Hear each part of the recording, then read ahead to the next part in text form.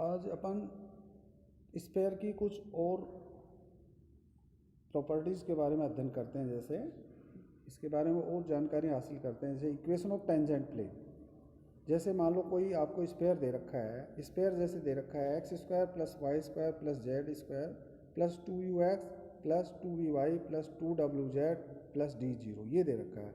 इस स्फीयर के बिंदु जैसे मान लो एक बिंदु है x1 y1 z1, इसके स्फीयर पर कोई बिंदु है, उस पर इक्वेशन ऑफ टेंजेंट प्लेन क्या होता है, इस पर समतल का समीकरण क्या होगा, एक्स स्क्वायर की जगह x इंटू x1 लिख देंगे, वाई स्क्वायर की जगह y इंटू y1 लिख देंगे, जेड स्क्वायर की जगह z इंटू z1 लिख देंगे, और 2x की जगह क्या लिख देंगे, x प्लस x1, 2y की जगह लिख देंगे y प्लस y1, और 2z की जगह क्या लिख देंगे, z प्लस z1।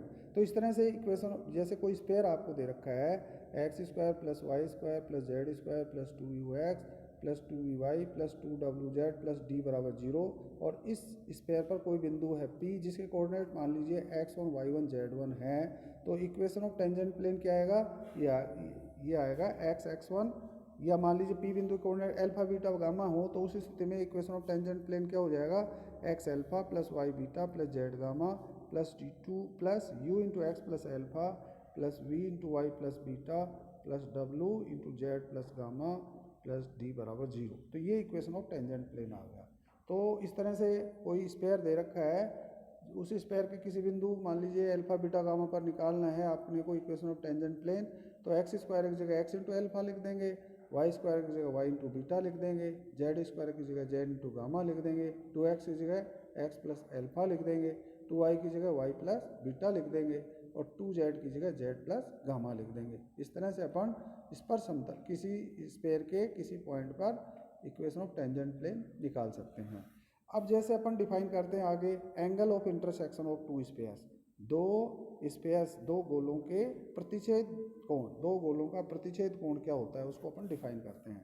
तो दो स्फीयर आपको दे रखे हैं, तो दोनों स्फीयर जहाँ काटते हैं प्रतिच्छेद बिंदु पर, तो दो गोले आपस में एक दूसरे को जिस बिंदु पर काटते हैं उसका प्रतिच्छेद बिंदु कहें उसको।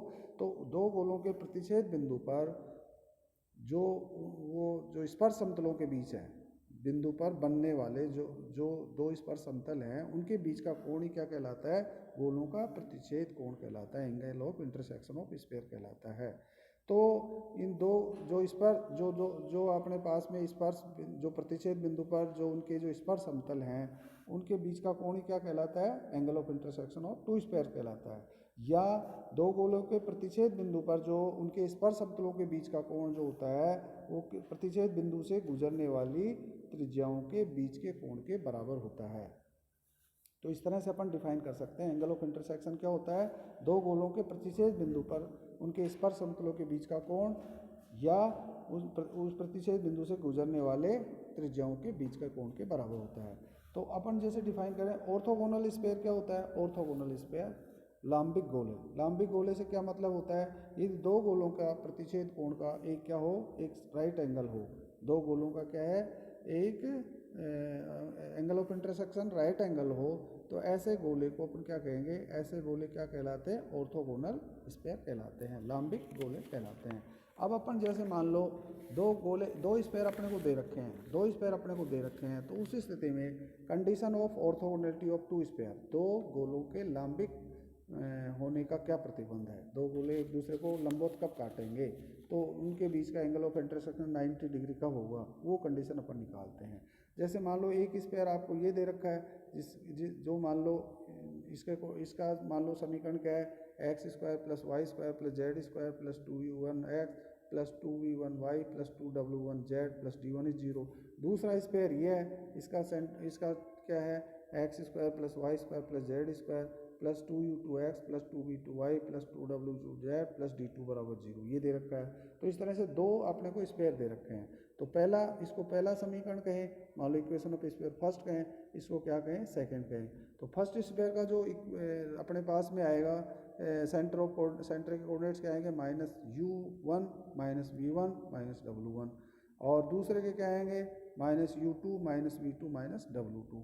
फर्स्ट स्फीयर जो दे रखा है उसका रेडियस क्या होगा, √u1² plus v1² plus w1² minus d1, और दूसरे का जो रेडियस होगा वो क्या होगा, √u2² plus v2² plus w2² minus d2 आएगा। तो इस तरह से सेंटर सी, मान लो इसका प्रथम स्फीयर का सेंटर C1 और दूसरे का C2 है। अब ये दोनों गोले एक दूसरे को क्या करते हैं, लांबिक रूप से काटते हैं, अर्थात P बिंदु पर एक दूसरे प्रतिच्छेद बिंदु ये P हुआ जैसे, तो इनके बीच में गुजरने, इनके बीच में जो रेडियस के बीच का एंगल ये क्या होगा, C1P और C2P का मान कितना होगा, 90 डिग्री होगा। तो इस तरह से ये राइट एंगल ट्राइंगल है C1P C2। तो इसमें अपन राइट एंगल ट्राइंगल में देखते हैं C1 C2 का स्क्वायर बराबर किसके आ रहा है, C1P का स्क्वायर प्लस C2P का स्क्वायर।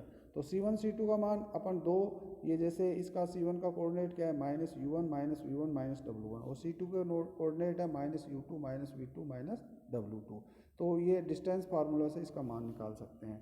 और इसी तरह से C1P क्या आया, ये आया √U1 square plus V1 square plus W1 square -D1। इसी तरह C2P क्या आएगा, √U2 square plus V2 square plus W2 square -D2।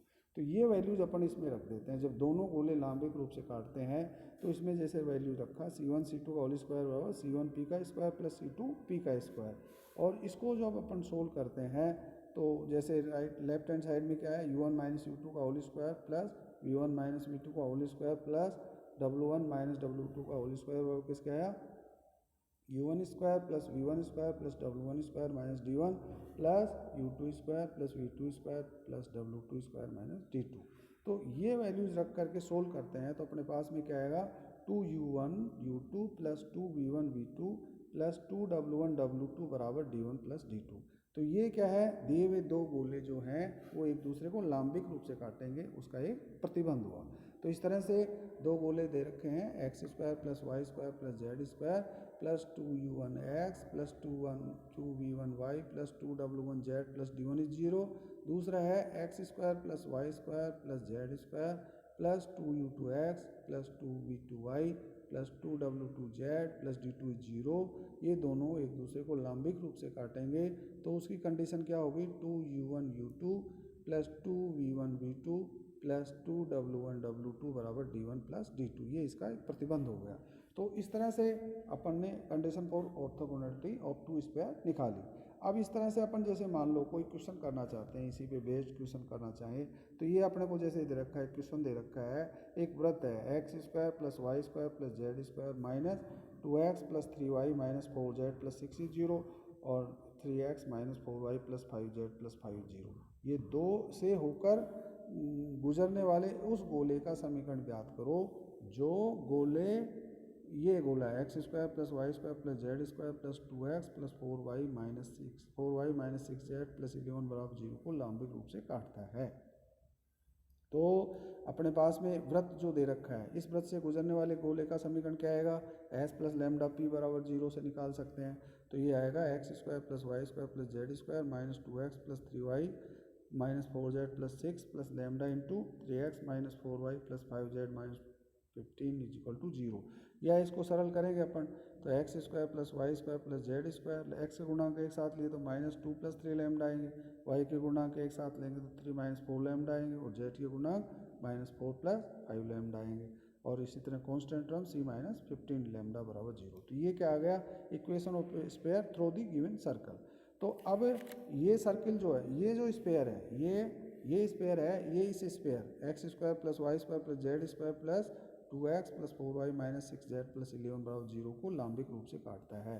तो condition for orthogonality of two sphere, तो 2U1 U1 मीन्स 2 into 1 और इसका क्या आएगा 1/2 माइनस 2 प्लस लैम्डा 3 लैम्डा, फिर 2V1 V2 मीन्स 2 into 2 और यहाँ से 3 माइनस 4 लैम्डा बाई 2, फिर 2W1 W1 मीन्स -3 और यहाँ से W2 बराबर -4 प्लस 5 लैम्डा बाई 2 बराबर D1 plus D2। D1 is equal to 11 और D2 इज इक्वल टू क्या है 6 माइनस 15 लैम्डा।